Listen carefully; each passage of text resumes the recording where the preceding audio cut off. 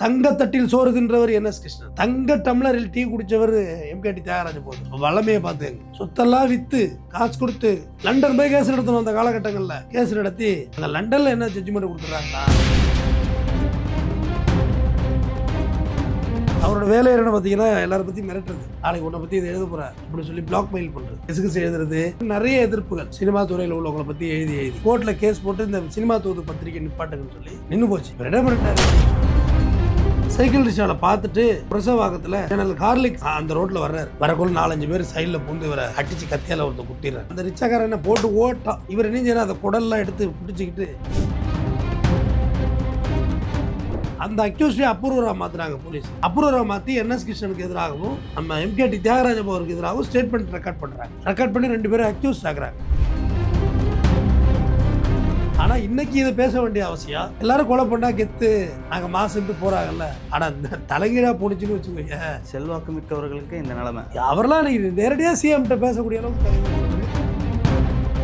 வணக்கம் சார். வணக்கம் சார். தமிழ் சினிமாவில் வந்து தவிர்க்க முடியாத ஒரு பேர்னா தியாகராஜ பாகவதர்னு சொல்லுவாங்க. ஸோ அவரே ஒரு கேஸில் வந்து பார்த்தீங்கன்னா மாட்டி அவருடைய உச்சத்துலேருந்து படிப்படியாக கீழே வந்து கிட்டத்தட்ட 0 ஆகிட்டார். நிறைய பேருக்கு அதை கேஸை பற்றி தெரியாது. இப்படி ஒரு பீக்கில் இருந்தாலும் இப்படி ஒரு விஷயம் நடந்திருக்கு அப்படின்ட்டு. ஆக்சுவலாக என்ன கேஸ் சார்? நீல கருணே கருணா நடராஜா நீல கண்டனி, அந்த பாட்டுக்கு சொந்தக்காரர். பூமியில் மானிடரியா, அந்த காந்த குரல். இன்னைக்கு அவர் பாட்டு நான் கேட்டுட்டு இருக்கேன். எத்தனையோ தலைமுறை கடந்து சொல்றேன். மன்மதல் லீலையை வென்றா உண்டோ, அவரோட பாடல்கள்ல இதெல்லாம் ரொம்ப ஐபிக்கா போன பாட்டு.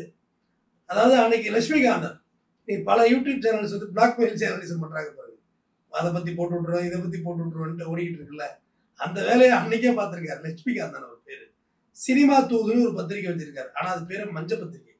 ஓகே. கிட்டத்தட்ட 1940 காலங்களில் நான் சொல்லிட்டு இருக்கேன், 40-45 காலங்கள் வச்சுக்கிட்டு எல்லாரையும் போட்டு எழுதுறது. இவங்க அவங்கள வச்சிருக்காங்க, அவங்க இவங்கள வச்சிருக்கிறாங்க. அப்படி ஒரு மாபெரும் கலைஞராக பாடியவர்கள். பாகவதருடைய அழகுக்கெல்லாம் இன்றைக்கும் தமிழ் சினிமாவில் யாருமே வரலை. அந்த அளவுக்கு பியூட்டிஃபுல்லாக அவரோட காதில் கிடக்கிற அந்த வைர தோட்டுக்கு 100 பொம்பளை வரிசையில் இருந்தாலும் அந்த மாரிலாம் அவரை பற்றி சொல்லுவாங்க. அவ்வளோ ஒரு ஃபேமஸாக இருந்தவர். ஒரே இடங்களில் 10 படம் 20 படம்லாம் அப்பாயின்மெண்ட் கொடுத்தாரு. இந்த மஞ்ச பத்திரிக்கைன்னு சொன்னேன் இல்லையா, சினிமா தூது, அது யாருன்னா லட்சுமிகாந்தன். அவரோட வேலை என்ன பார்த்தீங்கன்னா, எல்லாரை பற்றி மிரட்டுறது, நாளைக்கு உன்னை பற்றி இதை எழுத போகிறேன் அப்படின்னு சொல்லி பிளாக் மெயில் பண்ணுறது. மஞ்ச பத்திரிக்கைனால தெரியல, 3rd குவாலிட்டி தான் அது. மிரட்டுறது, பணம் வாங்குறது, அவங்களுக்கு கிசுகிசு எழுதுறது. இன்றைக்கி அதை யூடியூப்பில் நிறைய பேர் வாய் வழியாக சொல்லிட்டு உட்காந்துருக்காங்க. இந்த வேலையை அவர் அப்பயே பார்த்துட்ருக்காரு. நிறைய எதிர்ப்புகள் சினிமா துறையில் உள்ளவங்களை பற்றி எழுதி அப்புறமா இது ஒரு வாட்டி கோர்ட்டில் கேஸ் போட்டு இந்த சினிமா தூது பத்திரிக்கை நிப்பாட்டுங்கன்னு சொல்லி நின்று போச்சு. இவர் என்ன பண்ணிட்டாரு, இதை தானே நிப்பாட்டினா நம்ம எப்படி இன்னொரு ஐடி ஓப்பன் பண்ணுறோம், அதேமாரி இந்து நேசன்னு சொல்லி ஒரு பத்திரிக்கை ஆரம்பிச்சிட்டாரு. ஆரம்பித்து கட்டுக்கடங்காமல் எழுத ஆரம்பிச்சிட்டாரு. இதோட மோசமாக படு மோசடியா என்.எஸ். கிருஷ்ணனையும் எம்.கே.டி. தியாகராஜ். என்.எஸ். கிருஷ்ணன் இந்தியாவின் சார்லி சாப்ளின் சொன்னாங்க. அவர் பொண்டாட்டி மதுரம் நடித்தார். படம் அப்படி ஒரு கிட்ட. என்.எஸ். கிருஷ்ணன் நான் அறிவார்ந்த விட்டுகளை சொல்கிறவர். இப்படி நல்ல காலகட்டங்களில் போயிட்டுருக்குது. இந்தநேசனோட கிசுகிசு எழுத அப்பையிலேருந்து கிசுகிசுக்கு ஒரு பெரிய ரசிகர் இருந்திருக்காங்க. பத்திரிக்கை பயங்கர விற்றுருக்கு. தனியாக ப்ரெஸ்ஸே அச்சே போட்டுட்ருக்காரு, அச்சகமே தனியாக. அந்த லெவலுக்கு வருமானம் வந்துட்டுருக்கு. அப்புறம் 1 டே ஃபைன். இவர் என்ன செய்கிறாரு, 1944 8/11 தேதிக்கு இப்போ வந்து அவருடைய நண்பர் காலைல 10 மணிக்கு வேப்பேரி பக்கத்தில் அட்வொகேட் நற்குணத்தை போய் பார்க்க போகிறாரு. அப்போது சைக்கிள் ரிக்ஷாவில் பார்த்துட்டு வர்றாரு. புரசவாக்கத்தில் ஜெனரல் ஹார்லிக்ஸ் அந்த ரோட்டில் வர்றாரு. ஹார்லிங்ஸ் ரோட்டில் வரக்குள்ள 4-5 பேர் சைடில் பூந்து இவரை அடித்து கத்தியால் ஒருத்தர் குத்திடுறாங்க. பஞ்ச் ஆனோன்னே அந்த ரிச்சாக்காரன் என்ன போட்டு ஓட்டான். இவர் என்ன செய்யறாரு, அதை குடல்லாம் எடுத்து பிடிச்சிக்கிட்டு. ஆனால் என்ன அப்போ பார்த்துக்க அந்த லட்சுமிகாந்தனுக்கு எவ்வளோ வலிமை இருந்திருக்கும் மனதளவுலன்னு. குடல்லாம் அள்ளி பிடிச்சிக்கிட்டு நேராக அட்வொகேட் நற்குண வீட்டுக்கு போயிருக்கிறார். போய் குத்திட்டாருடா என்னொன்னா, ஐயோ நீ இரு அப்படின்னு சொல்லிட்டு ஹாஸ்பிட்டலுக்கு போகணும் முதல்லன்னு சொல்லிட்டு அந்த அட்வொகேட் என்ன செய்கிறாரு, ஒரு குருன்னு சொல்லியிருந்தார், நீ நேராக லட்சுமிகாந்தனோட போ, அவரோட கூடவே இரு, ஜிஹெச் உடனே போகணும். அப்போ வேறு தனியார் மருத்துவமனைலாம் கிடையாது. இன்றைக்கி உடனே 108 ஏற்றி உடனே ஆஸ்பத்திரி போயிடலாம். இது இருக்குல்ல நம்ம வேப்பேரி போலீஸ் ஸ்டேஷன், அது வழியாக தான் போகணும். G1 வழியாக தான் போகணும். அப்போ போக்குள்ள வேப்பேரி இன்ஸ்பெக்டர் அங்கேருந்து ஒடியாடுறாரு. என்ன நாயர்னா அவர் கிருஷ்ணன் நம்பியார், அவர் வர்றாரு. அங்கேருந்து வந்து வாங்க ஒரு கம்ப்ளைண்ட் எழுதி கொடுத்துட்டு போங்கன்னு. இல்லவே இல்லை, முடிஞ்சு போகும் போல இருக்கணும்னு நீங்கள் வாய்மொழியாக சொல்லுங்கள், அதை அப்படியே ஸ்டேட்மெண்ட்டாக எழுதுறேன்னு சொல்லி லட்சுமிகாந்தன் வாய்மொழியாக சொன்னதை அவர் ஸ்டேட்மெண்ட்டை ரெக்கார்ட் பண்ணுறாரு. அதில் தான் என்எஸ் கிருஷ்ணன் பேர், இவர் எம்கேடி தியாகராஜ பகதூர் பேரெல்லாம் மாட்டுது. எல்லாத்தையும் எழுதிட்டு நேராக ஹாஸ்பிட்டலுக்கு கொண்டு போயிடுறாங்க. ஹாஸ்பிட்டலுக்கு கொண்டு போனால் டாக்டர் பாலகிருஷ்ணன் தான் பரிசோதிக்கிறாரு.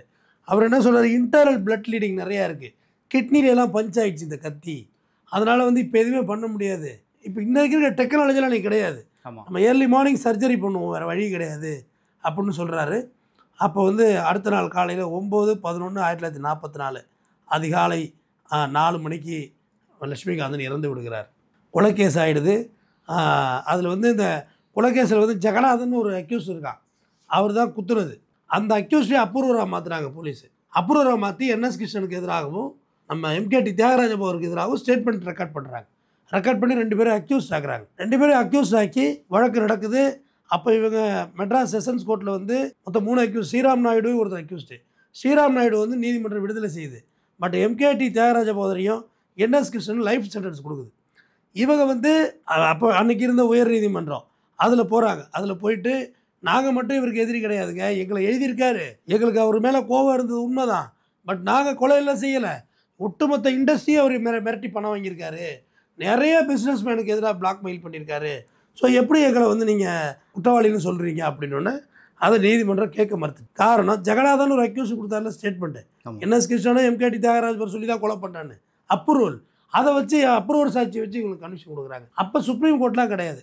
ஆனால் சுப்ரீம் கோர்ட்டுக்கு நிகரான கோர்ட்டு லண்டன் பிரிவி கவுன்சில், அங்கே போகிறாங்க. தன்னோட ஒட்டுமொத்த சொத்துக்களை எல்லாம் விற்று தங்கத்தட்டில் சோறு தின்றவர் என்எஸ் கிருஷ்ணன், தங்க டம்ளரில் டீ குடித்தவர் எம்கேடி தியாகராஜ பகதூர். வளமையை பார்த்துங்க, சொத்தெல்லாம் விற்று காசு கொடுத்து லண்டன் போய் கேஸ் நடத்தணும். அந்த காலகட்டங்களில் கேஸ் நடத்தி அங்கே லண்டனில் என்ன ஜட்ஜ்மெண்ட் கொடுத்துட்றாங்கன்னா, செஷன்ஸ் கோர்ட் ஜட்ஜ்மெண்ட், இதெல்லாம் தப்பு, ஏன்னா ஒரு குற்றவாளி கொடுத்த ஸ்டேட்மெண்ட்டை வச்சு இது எப்படி தண்டனை கொடுப்பீங்க, எல்லாம் சொல்கிறாங்களே சட்டம் இதெல்லாம் வேடிக்கை பார்க்குறேன்னு.